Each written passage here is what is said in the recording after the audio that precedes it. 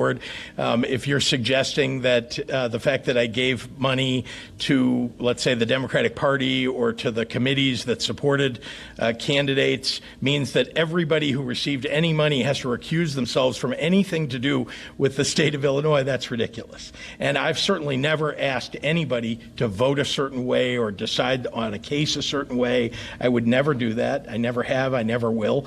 And these are independent judges, and they didn't go around and campaign on things that they thought would win my support for them. I believe in them. I supported them like lots of other people did. So it's Governor J.B. Pritzker answering my question last week when I asked him to explain his $1 million campaign contribution to two then Supreme Court justice candidates and whether they should recuse themselves from hearing the no cash bail law that's set to be heard today in the Illinois Supreme Court, and also the gun ban challenge that's going to be heard in front of the Illinois Supreme Court in mid-May. So the governor saying that it's right-wing to talk about that and that, it's ridiculous to think that the judges should recuse themselves. Now, the governor was asked about these two cases yesterday, and he was not asked about his $1 million donation and whether these justices should recuse themselves and why not, or to react to maybe Illinois Supreme Court, or rather U.S. Supreme Court precedent about whether justices or judges should recuse themselves after getting campaign dollars from a potential defendant or a plaintiff in a case. So you've got this ongoing question that's it's not going to go away, and it's something that people can try to brush off as only right wing, but it's something that even independent observers from longtime politics professor Kent Redfield to out of state judicial integrity overseers, they say that any possible conflict of interest really does breed a lack of confidence in the decisions that justices can make if they don't recuse themselves in these types of situations. So the governor, brushing that off, but there's some pretty consequential legislation coming up where he's the defendant and he's also the top donor to these candidates. One, of course, being the gun ban challenge. And just to revisit, we shared this earlier, but Governor J.B. Pritzker asked about this yesterday, about the gun ban challenge coming up, and he seemed to focus more on that issue rather than the no cash bail issue, which is also in front of the Illinois Supreme Court today. But here he is talking, and just listen to the comments about the gun ban challenge and the governor's response, saying that he believes it's constitutional. Last week, the Supreme Court accepted an appeal on the assault weapons ban out of Macon County. Tomorrow, oral arguments in the Safety Act case. How do you feel? Are you concerned with these two major pieces of legislation that you find hanging in the balance based on what the court decided in these two issues? Well, I know, it's the last refuge of those who can't win at the ballot box to take something to court to try to have it overturned, even though they are wrong when they say it's unconstitutional.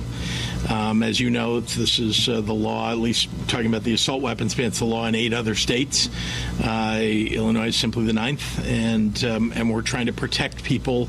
It doesn't protect people everywhere all the time from firearms, but it does protect a percentage of people, and I think we'll do something to keep the people of Illinois safe. And I think the Supreme Court is going to give it a fair hearing, but I can tell you that all the lawyers and people who are involved in crafting the legislation feel confident that it'll come out the right way. Well, those that he says crafting the legislation are confident it'll come out the right way. But you got other lawyers who point to recent U.S. Supreme Court precedents that essentially says states can no longer use a balancing approach to restrict rights. You can't say this is a fundamental right, but we're going to put these laws in place that restrict the right because, well, the balance of public safety is greater than ensuring people can exercise their rights. So, how the other 8 states, and the governor brings this up, he talks about, first off, kind of downplaying it as politics, saying that it's the last refuge of those who lose elections to take laws that they don't like to court. Then he goes on to talk about how there are 8 other states that have a gun ban, similar to Illinois. That may be true, but post the New York Bruin decision out of the U.S. Supreme Court, where the Supreme Court essentially changed the and it's interesting to see how this is characterized, right? They didn't change the status or how these gun laws should be, the lens through which they should be judged. Some say that they're just reverting back to the Second Amendment and saying that the Second Amendment, which is a well-regulated militia being necessary for the security of a free state, the right of the people to keep and bear arms, shall not be infringed. People are saying they didn't set a new precedent. The Supreme Court just merely said, look back at the Second Amendment. And it's clear the text and history of the Second Amendment. So it'll be interesting to see how ultimately that plays out in federal court. But in the state court, still that question of you got 2 Supreme Court justices on that bench of 7 getting $1 million from Governor Pritzker and from Speaker Welch. Will they hear the case of the ban on certain types of weapons and magazines and a gun registry, or will they recuse themselves? And Mom at Arms, a blog that really kind of broke this story up front about the donations and the substantial questions there are, has dug even deeper and showed other connections, including campaign donations and campaign support from gun rights groups. And then others around the state raising issue that the Illinois Attorney General's office is, beholden to the governor because the governor gave the Attorney General millions of dollars in his campaign. So some questions of conflicts, questions of political donations, and what kind of loyalty that breeds. And is there instead an effort to protect the rights of individuals, or is it an effort to protect the political aspirations of individuals? These are substantial questions that people have, and you can try to brush them off as fringe, as far right, or however you want to try to characterize them, but they're questions that are not going to go away.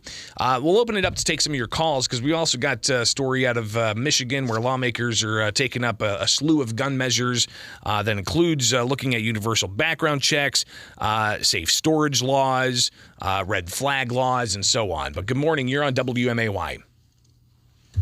Could you, Greg, how could you question the governor on paying off judges? Just ask any of the people that he's paid off, that he's given money to. He's a great guy. He's an absolute great guy. How could anyone question him? He's doing everything for us. I sense a little bit of hyperbole, a little bit of sarcasm there this morning. Yeah, what a joke. He's a joke. Appreciate the call. 217-629-7970. Good morning. You're on WMAY. Good morning. You mentioned the word fringe. Like, anytime somebody brings something up to challenge something the Democratic Party does, why is it always a fringe theory, a conspiracy theory, a crazy concept? Like, we're always reaching for facts and truth. Like, I don't understand why there's this stigma with everything that they do seems to be so truthful, so pure, so right for everybody, with everybody's best interest at heart.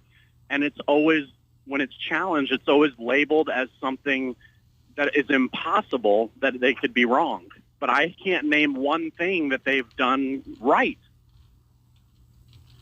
It's a common defense mechanism that you see deployed quite a bit, but it really shouldn't, dissuade people from asking these types of questions. They're important questions. They're questions that you all out there have, meaning they're not insignificant. And it's interesting to see some of the responses that there have been so far across the spectrum, right? I mean, talking to independent observers, they say conflicts of interest can lead to distrust of the judiciary, and even a inkling of a conflict is enough to breed that distrust. And then you have others saying, "Oh, don't worry about it. It's no big deal. It'll be a fair hearing." Who do you believe? We'll leave it up to you. I appreciate the call. 217-629-7970. Good morning. You're on WMAY. Good morning. And these words are spewing from a family that owns a large gun shop and gun range in Wisconsin. Yeah, and I'm not sure on all of those details, but there is obviously that story that was out of a gun range that is in Wisconsin. That apparently there were some Pritzker investments involved of some sort. But I don't have all those details. I've been watching too closely all of the ins and outs of the gun litigation and where that's going. So stay tuned. A lot more coming up on that story, and we have not heard the last of it. No.